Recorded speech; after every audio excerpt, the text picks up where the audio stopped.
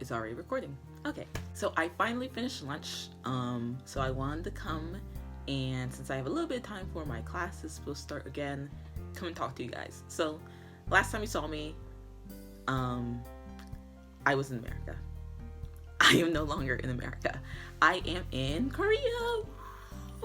So that's like the big announcement that I wanted to tell you guys, that I was mentioning while I was shopping. So I am in Korea. Why am I in Korea? How did I get to Korea? How long will I be in Korea? Many questions. I shall answer them. So I applied and was awarded a scholarship called the Fulbright grant. The Fulbright grant is a grant that allows you to live abroad in whatever country you apply to. So like you could apply to Spain, you can apply to Germany, you can apply to Ireland. There are some limitations on the countries you can apply to based on like political situations and such. But I applied to South Korea and I was awarded the grant for South Korea. That's why I am here. Now there are two different types of Fulbright grants. One is called the ETA, or English Teaching Assistant grant. That is the one that I am here on. So basically, while I am here, I will be working as a full-time teacher. The other grant that you could apply to, which is like separate, is a research grant. So you will come here.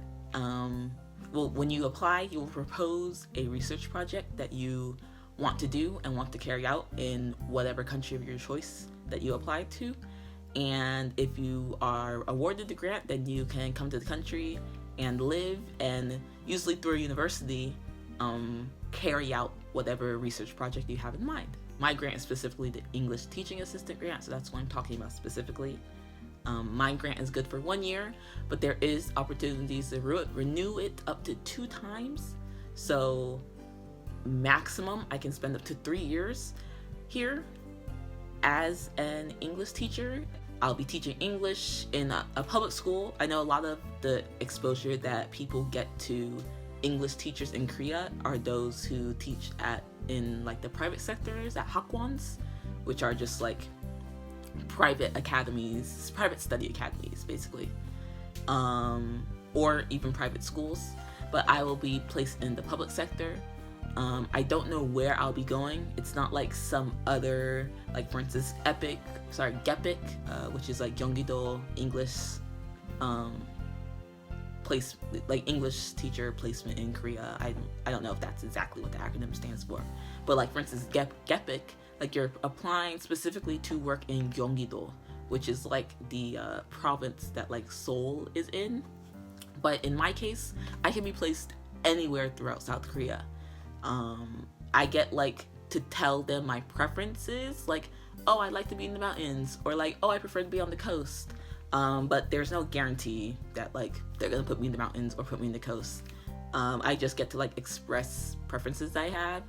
It really just comes down to like what the needs are. So what schools have, I guess, applied or expressed interest in having a Fulbright ETA come to their school and hosting them. I'm in Incheon right now at Yonsei University in Incheon. Yeah, go Yonsei. But I could literally be placed anywhere. But yes, I am back at Yonsei. Yeah, Yonsei. I would say I have more Yonsei pride in me than I do like for my actual undergraduate institution. But that's a different story. But yeah, that's all the time I have for right now. I'm gonna try to show you guys, like I'm gonna have some film that's gonna like show you guys around as much as I can. Sorry, we're on a really strict schedule, so it's like even hard to like get these videos out and edited, but I'm going to try my best for you guys. But yeah, if I don't see you guys again in this video, I'll definitely see you in the next video. So I told you guys that I am in Incheon at Yonsei University campus that's here. So it's kind of equivalent to like your like UCs or UNC. So like you have like UC Charlotte, you have like UC Davis, UC Berkeley, etc. So Yonsei has a similar setup. So there's like Yonsei in Incheon, Yonsei in Seoul. There's a Yonsei further north. I can't remember the name of the area that's in.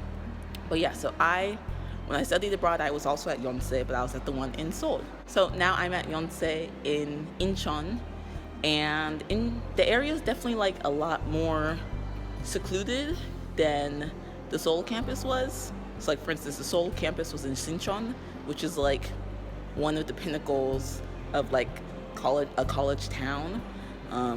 It's right next to like Ide and Hongdae. If you looked into Korea at all and like looked at anything about like young people in Korea, you've probably heard the term Yongdae. Probably heard the term Hongdae. So Sincheon is right adjacent to Hongdae. So at the Yonsei campus in Seoul, there's like a lot going on right outside the steps of the campus.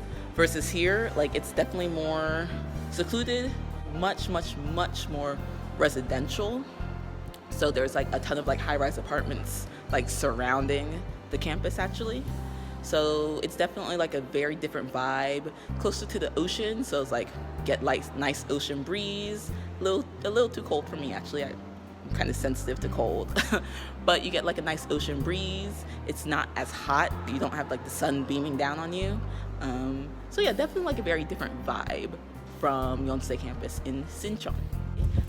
The sun decided to come out today. It hasn't really been out the past few days, so can't get like great lighting angles out here right now, which is kind of sad. Lunch is about over, about 15 minutes left, so I'm just heading back to finish class, which is we have 1 hour more of language class in the afternoon after lunch, and then usually we have some scheduled programs until that is over. Today I think we have like 2 or 3 additional hours of programs after lunch, then we get another break. And I think today we also have things in the evening. Some days we have things in the evening, most days we don't.